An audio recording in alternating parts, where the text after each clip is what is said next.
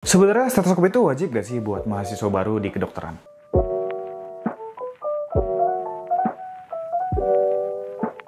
Hai brosis, welcome back to Raba, rekomendasi Alkes buat maba. Segmen ini dibuat oleh Medsos.id. By the way, Medsos.id adalah channel yang bergerak di dunia kedokteran. So, kalau misalnya kamu ngerasa kamu adalah calon dokter, mahasiswa baru yang mau berjuang sampai menjadi gelar dokter, dan merasa video-video ini bermanfaat, karena Medsos.id ini videonya ngebahas seputar dunia kedokteran, tips and tricks, skill lab, osteo, ujian-ujian yang ada di kedokteran, sampai sharing pengalaman dari preklinik sampai dengan kuas. So, kalau misalnya kamu ngerasa channel ini cocok buat kamu, jangan lupa di subscribe dan juga nyalain tombol notifikasinya, supaya kamu bisa menantikan konten-konten bermanfaat dari Medsos.id ke depannya. Oke, back to the topic. Kalau misalnya kita bicara tentang stetoskop, sebenarnya stetoskop ini udah jadi ikonik di dunia kedokteran. Even sebenarnya bukan dunia kedokteran aja, tapi kalau misalnya kita bicara tentang tenaga kesehatan kayak perawat dan juga bidan, biasanya mereka juga membutuhkan stetoskop seperti ini untuk pemeriksaannya. Jadi kalau misalnya kita ibaratkan, stetoskop itu ikon dari kesehatan ya. Karena nggak bisa dipungkiri kalau stetoskop itu adalah alat yang wajib banget, yang biasanya itu pemeriksaan itu dilakukan oleh banyaknya tenaga kesehatan. So, jadi kalau misalnya kita tahu stetoskop itu sepenting apa dan sewajib apa untuk tenaga kesehatan, jawabannya adalah wajib. Tapi balik ke pertanyaan awal, apakah stetoskop ini wajib buat mahasiswa baru? Kayak misalnya mahasiswa kedokteran yang baru atau mahasiswa keperawatan yang baru. Di sini sebenarnya untuk menjawabnya itu adalah simple. Kalau misalnya kamu nanti menjadi seseorang yang didapatkan gelar seperti perawat atau dokter, jawabannya adalah wajib. Tapi pertanyaannya adalah, apakah stetoskop ini diwajibkan untuk mahasiswa baru? Kayak misalnya kita mahasiswa baru di kedokteran atau mahasiswa baru di keperawatan. Jawabannya adalah it's up on you. Jadi kalau misalnya kamu ngerasa stetoskop ini belum kamu butuhkan di pendidikan kamu, berarti stetoskop ini belum wajib. Jawabannya adalah sini belum, bukannya bukan atau nggak wajib. Walaupun dari beberapa universitas biasanya itu juga menyediakan ya kayak alat-alat stetoskop seperti ini untuk pemeriksaan, tapi dalam jumlah yang terbatas. Kayak contohnya kalau misalnya dari satu universitas dan mahasiswanya itu ada 36, apakah 36 stetoskop menyediakan untuk masing-masing dari mahasiswanya?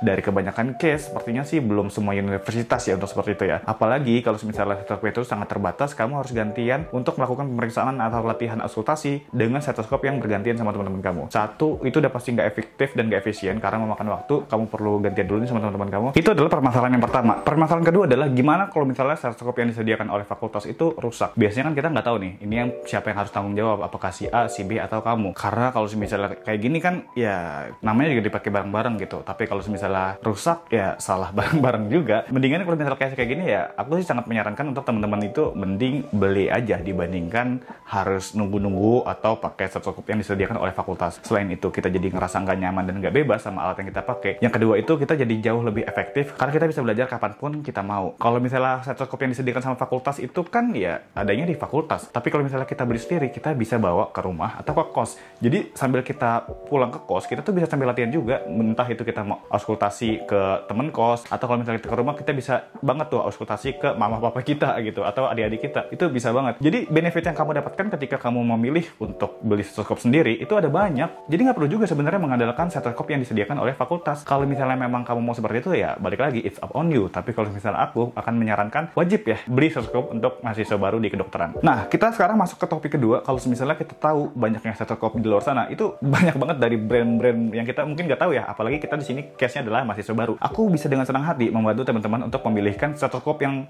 cocok, sekiranya cocok buat kamu. Tips pertama adalah sesuaikan dengan kebutuhan kita. Misal di sini aku akan mengotakkan teman-teman itu adalah mahasiswa baru di kedokteran. Jadi sesuai kebutuhan kita di kedokteran, kita pasti butuh pemeriksaan auskultasi, jantung, dan paru, fisiologis dan patologis. Dan itu butuh stetoskop yang punya kualitas auskultasi yang baik gitu, dibandingkan stetoskop yang sekiranya tuh kualitasnya masih di bawah standar. Jadi di sini kita tahu kebutuhan kita adalah auskultasi, kita cari stetoskop yang sudah mumpuni untuk auskultasi. Jangan pakai stetoskop yang kualitasnya masih di bawahnya gitu untuk tensi atau lain-lain. Jangan pakai itu. Memang kalau misalnya kita lihat stetoskop yang dikhususkan untuk auskultasi harganya tuh jauh lebih mahal dibandingkan stetoskop yang biasanya tuh dipakai untuk kebutuhan tensi aja. Jadi di sini teman-teman tuh harus pinter-pinter. Jangan salah beli dan juga jangan asal beli. Kalau misalnya asal beli ya kita mungkin beli yang paling murah nih, tapi pas di FK kebutuhan kita untuk auskultasi ternyata stetoskop itu sangat nggak nyaman atau nggak bisa sama sekali nih kepake untuk auskultasi. Jadinya harus beli lagi. Bukankah seperti itu jadi lebih boros gitu ya? Atau lebih, ya kita rugi lah ibaratnya. Beruntungnya teman-teman nonton video ini, di sini aku bisa bantu untuk teman-teman yang lagi cari stetoskop untuk auskultasi. Ada dua pilihan. Pertama, teman-teman mau pakai yang ekonomis atau mau pakai yang langsung kita tuh untung gitu. Satu, aku mau jelasin yang teman-teman tuh langsung untung. Pertama itu adalah Littmann Classic 3. Stop, jangan ngerasa kayak aduh ini stetoskop yang mahal banget terus kita hopeless. Aku akan jelaskan kenapa ketika teman-teman beli Littmann Classic 3 itu adalah best decision making dari mahasiswa baru kedokteran yang nantinya akan lanjut sampai dokter. Satu, kualitas yang ditawarkan oleh Littmann itu udah nggak ada yang nandingin untuk sampai sekarang gitu ya, dari stetoskop berbanyaknya stetoskop yang ada di luar sana. Karena kualitas yang ditawarkan, kualitas auskultasi yang Littmann tawarkan itu benar-benar one of the best gitu, atau best of the best mungkin ya. Rasanya ketika kita auskultasi ke jantung pasien atau ke paru pasien, itu tuh kuping kita tuh langsung kayak nempel ke detak jantungnya tuh. Duk, duk. Ya, itu jelas banget tuh. Jelas banget ketika kita auskultasi pakai Littmann Classic 3 itu. Dari segi spesifikasi, udah tentu nggak ada lawan. Kedua adalah efektivitasnya. Yang aku sarankan di sini adalah teman-teman itu beli Littmann yang Classic 3, bukan yang Classic 2. Karena kalau misalnya beli yang Classic 3, itu udah dapat double membrannya. Yang dimana itu bakal kepake nanti pas koas. Wajib banget beli Littmann Classic 3 pas koas. Karena kita bisa melakukan pemeriksaan ke berbagai multiple age atau umur pasien. Kayak misal, kita masih di stase minor, ya udah biasanya kita masuk ke pasien-pasien yang relatif orang dewasa. Tapi kalau misalnya kita masuk ke stase anak, itu pasien-pasien anak kecil yang biasanya di auskultasi pakai membran dewasa nggak efektif. Nggak efektif di sini aku bilang karena kita bisa aja ketukar bunyi detak jantung 1 sama detak jantung 2 karena membran yang kita pakai adalah membran yang ukuran untuk orang dewasa. Sedangkan anatomi dari jantung anak kecil itu berbeda kan dari ukuran dan lain-lain. Biasanya kalau misalnya kita pakai membran dewasa itu satu pemeriksaannya jadi nggak valid gitu karena detak jantung yang kita dengarkan sangat rancu gitu. Makanya dibutuhkan membran pediatrik untuk bisa auskultasi ke anak kecil seperti itu. Itu alasan kedua. Alasan ketiga sudah pasti nama ya. Littmann Classic 3 itu udah punya nama, jadi selain kamu dapat gengsi, kamu juga dapat ya gimana ya, ibaratnya kalau seseorang yang udah punya Littmann di fakultas kedokteran itu langsung dilihat kayak dia itu seseorang yang serius di karirnya untuk menjadi dokter, karena dibutuhkan pengorbanan ya untuk beli Littmann karena harganya tadi mahal ya, dan ya sudah, jadi kita tuh punya value selain kita ngerasa dilihat sama orang, kita itu jadi sebuah ini ya, nilai kepercayaan diri ketika teman-teman tuh mau melakukan pemeriksaan. Kita udah pede banget sama alat yang kita punya.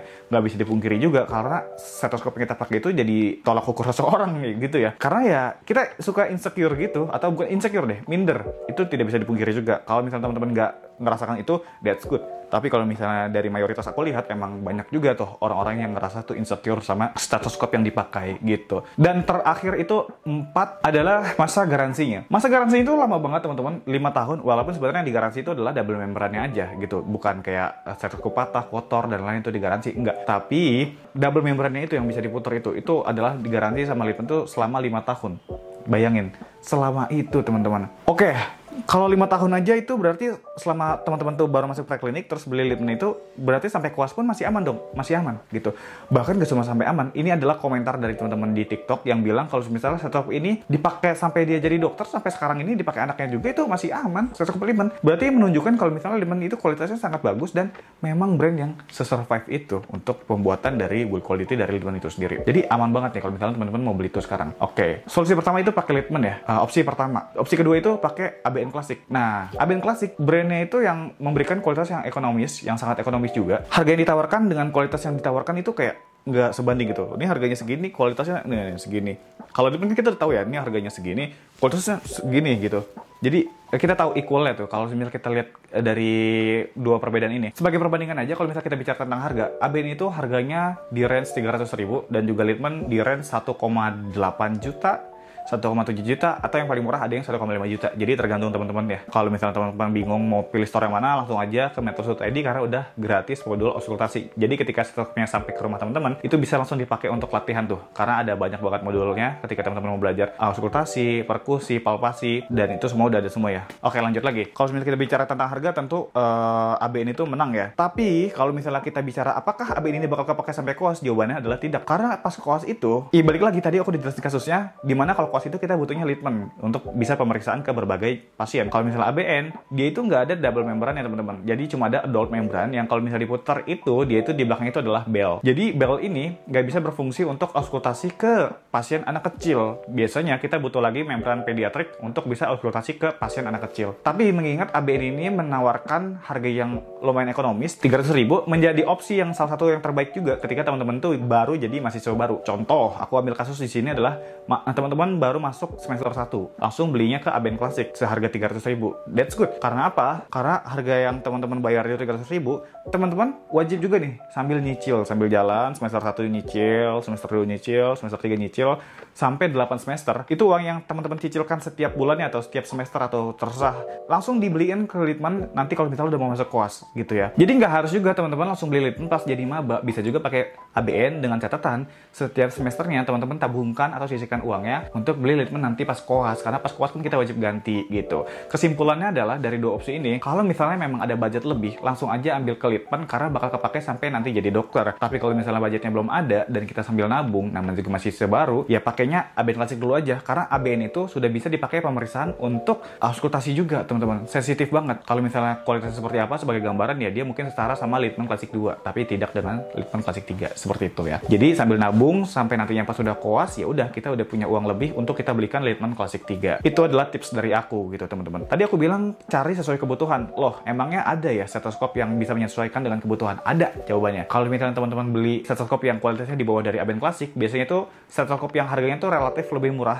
60 sampai 100.000 itu ada teman-teman. Itu ada banget. Ada banyak bahkan ya. Tapi untuk auskultasi mungkin tidak sesensitif itu gitu. Nah, ini biasanya dipakai sama perawat yang kebutuhannya untuk tensi itu masih bagus gitu ya. Jadi kalau misalnya kamu ke perawatan, kamu cari stetoskop, jangan yang ambil yang untuk kebutuhan auskultasi karena itu overkill. Kualitasnya dipakai untuk auskultasi, harganya mahal, tapi kebutuhan kita untuk tensi aja gitu. Tapi ya balik lagi, teman-teman kalau misalnya ngerasa itu worth it, silahkan ya. Tapi ini tips dari aku aja nih, biar teman-teman tuh ngerasa hemat setelah nonton video ini. Itu balik lagi, kalau misalnya kebutuhan untuk tensi, cari yang stetoskop yang emang cukup untuk tensi aja. Karena ya kita bisa save money juga. Siapa tahu uang yang kita pakai, yang sisanya itu bisa dibelikan alat yang lain-lain gitu. Tensimeter, termometer, pen light, itu ada banyak kan ya untuk kebutuhan kita di keperawatan juga. Jadi seperti itu teman-teman. Pertama tips memilih stetoskop adalah pilih dulu sesuai kebutuhan kita. Kedua, baru pilih nilai-nilai yang tadi aku sebutin, kayak garansi, kayak namanya, sebesar apa gitu kan, kualitas yang ditawarkan, sampai ke edisi dan warna gitu. Baru biar kita tuh semangat sama alat yang kita beli. Itu dia tips dari aku. Jadi jawabannya adalah maba butuh stetoskop atau enggak, it's up to you. Kalau misalnya teman-teman ngerasa butuh beli sekarang, silahkan langsung beli. Apalagi kalau ada budget, langsung beli yang bagus. Kalau misalnya nggak ada budget,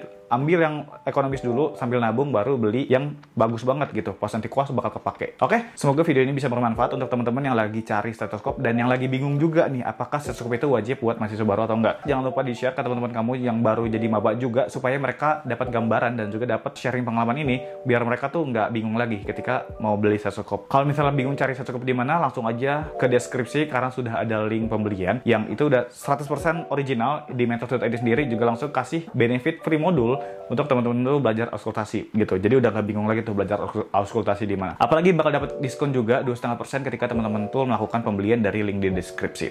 So, sampai jumpa di video berikutnya and prepare dokter.